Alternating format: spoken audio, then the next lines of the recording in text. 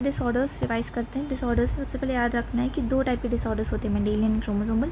कोई भी ऐसा डिसऑर्डर आपको लगे कि आप उसको कॉपी पे लिख के पता कर सकते हो कि ये इसमें, अगर ये पेरेंट में है तो ये बच्चे में जाएगा कि नहीं, तो वो सारे मेंडेलियन डिसऑर्डर्स होते हैं। अगर जिसको हम पता नहीं कर सकते वो सारे क्रोमोसोमल होते हैं। जैसे आपने टी और टी बनाया होगा, ये आपको पता है टॉल है, ये पता है आपको ड्वार्फ है। अब बच्चे में क्या जाना है, आपको पता है टी जाएगा F1 जनरेशन में। This is how the Mendelian disorders work, ठीक है।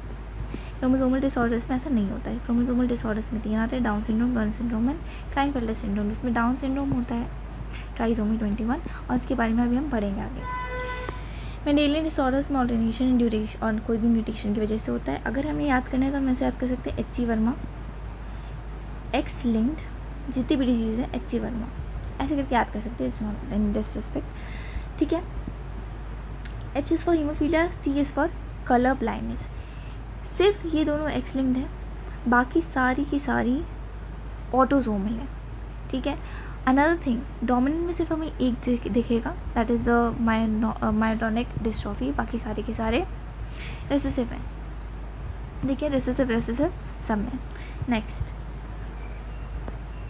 सिकल सेल अनीमिया क्या होता है। इसमें हमारी नॉर्मल RBC कैसी होती है, बाइकॉनकेव होती है, लेकिन वो सिकल शेप में ऐसे ऐसे दिखने लग जाती है। क्यों होती है, क्रोमोसोमल 11 पे होती है। इसमें क्या होता है कि गैग से गुग बन जाता है, पता है ना, कोडॉन्स होते हैं, तो कोडॉन्स में as you can see change हो रहा है, तो ये ग्लूटामिक अमीनो एसिड से विलाइन अमीनो एसिड में चेंज हो जाता है। किस पोजीशन पे, 6 पोजीशन पे। किस चेन में, बीटा चेन में।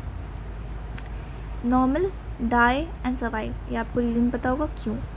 S है, SA है एंड AA है। उसके बाद हम आते हैं, सेम चीज़ मैं समझाई, थैलेसीमिया में क्रोमोसोम 1 पे होता है, alpha and beta thalassemia. Alpha है तो क्रोमोसोम 16 पे होगा, बीटा है तो 11 पे होगा। और इसमें कलर ब्लाइंडनेस पे आते हैं। अच्छा, जो क्वेश्चन पूछते हैं, मैंने कई सारे AITS में देखा था, ये वाला क्वेश्चन बहुत बार पूछा हुआ था, तो ये याद रखना है दोनों में, ठीक है। कलर ब्लाइंड पे आते हैं, रेड एंड ग्रीन कोन्स में प्रॉब्लम आ जाती है, जिसकी वजह से वी कैन नॉट डिफ्रेंशिएट, और हमको कभी कभी दिखते भी नहीं है ये वाले कलर्स। ये परसेंटेज दिया हुआ है कि 8% मेल्स में दिखता है एंड फीमेल्स में 0.4% ही मिलता है। फिर हम आते हैं हीमोफीलिया पे। कास्केड प्रोसेस में होता है, ये रॉयल डिजीज़ है क्योंकि ये रॉयल फैमिली में परसिस्टेंट था। A एंड B थैलेसीमिया, जिसमें एब्सेंस ऑफ फैक्टर 8th होगा और 9th होगा, ये दोनों क्लॉटिंग फैक्टर्स होते हैं। नाम याद करने की कोई ज़रूरत नहीं। फेनिलकेटोन्यूरियोपैथी 12th क्रोमोसोम पे उसमें होता है। क्या होता है कि एक एंजाइम होता है जिसको बोलते हैं फेनिलएलेनिन हाइड्रोक्सिलेज एंजाइम, वो नहीं प्रेजेंट होता है, तो phenylalanine does not get converted into tyrosine. अभी टाइरोसिन में कन्वर्ट ही नहीं होगा तो हमें मेलेनिन नहीं मिलेगा, मेलेनिन का प्रोडक्शन नहीं होगा। मेलेनिन प्रोडक्शन नहीं होगा तो इंसान वाइट हो जाएगा, इसको बोलते हैं एल्बिनिज्म, जिसकी वजह से हमें एल्बिनिज्म हो जाता है।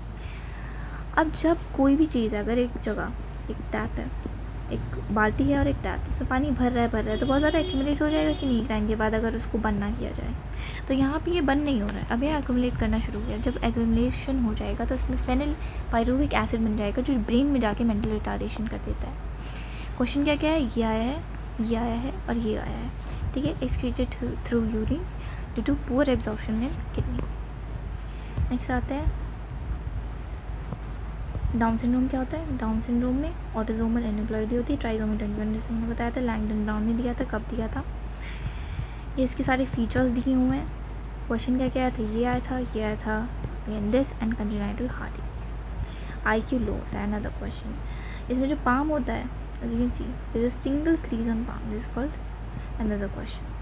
Now next is Klinefelter syndrome. Klinefelter syndrome जो होता है वो मेल्स में होता है, ठीक है, और जो टर्नर सिंड्रोम होता है वो फीमेल्स में होता है। इसमें ये होता है कि 44 में XXY आ जाता है, इसकी वजह से फीमेल कैरेक्टर्स बढ़ जाते हैं, जिसको गायनाकोमेस्टिया बोलते हैं। गायनाकोमेस्टिया में ब्रेस्ट डेवलप हो जाता है, स्टेराइल होते हैं, एजोस्पर्म में जैसे no sperm is produced, underdeveloped testis होते हैं। Next is Turner syndrome. Turner syndrome में वो सेक्स लिंक्ड होती है, ऑब्वियसली एनएम्प्लॉयडी होती है। 44 + X, और जैसे XX नॉर्मल फीमेल में मिलेगा हमें, तो इसमें XO ही मिलता है, यानी एक X गायब होता है, जिसकी वजह से फीमेल कैरेक्टर्स इल डेवलप्ड होते हैं, जैसे डेवलप नहीं हो पाते हैं। शॉर्ट स्टेचर होंगे, फीमेल स्टेराइल होती हैं, यानी वो बच्चा पैदा नहीं कर सकती है। वेब्ड नेक होगा अक्वेशन। ओवरियन जेनिटेलिया जो होती है रूडिमेंट्री होती है। ब्रेस्ट पुअरली डेवलप्ड होते हैं। सेकेंडरी कैरेक्टर्स इसमें पुअरली डेवलप्ड होते हैं।